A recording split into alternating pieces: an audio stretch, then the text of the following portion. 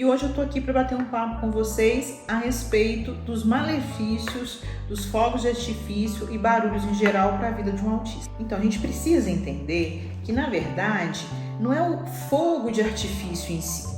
Dentro do transtorno do espectro autista, as alterações sensoriais, elas têm algumas especificidades que a gente precisa compreender para a gente também cuidar dessas pessoas. E o estampido, o barulho, toda aquela questão do excesso de barulho, do excesso de ruído, é que atrapalha e que é maléfico aí para o TEA. Então, o que acontece, quando a gente tem, por exemplo, um autista exposto num ambiente barulhento, com ruído ou com estampido? A gente tem uma desorganização do sistema sensorial dele e ele não consegue compreender da forma como nós compreendemos que aquilo vai ter início, meio e fim.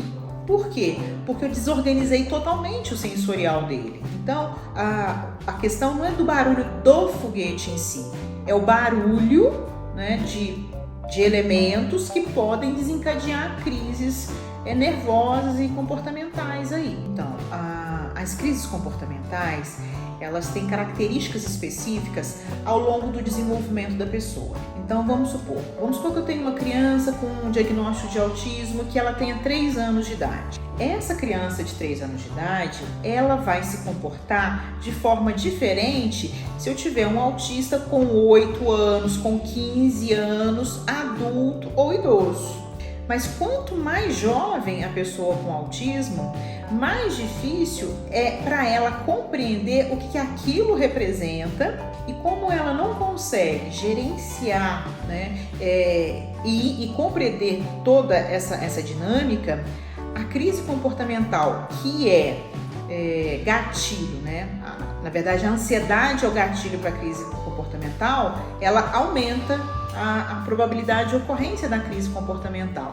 Então nós temos um barulho que aumenta a ansiedade, que desencadeia a crise comportamental. E assim, é muito diferente uma crise de ansiedade no adulto, uma pessoa que não tem autismo, em comparação com uma pessoa que tem autismo.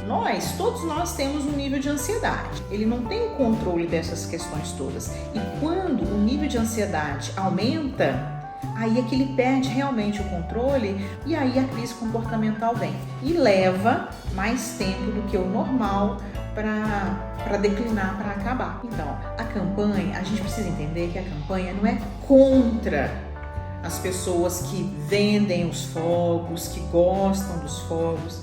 A campanha é a favor daqueles que têm alguma especificidade. E não somente o autista, mas os idosos, os hospitais, as pessoas que estão convalescendo.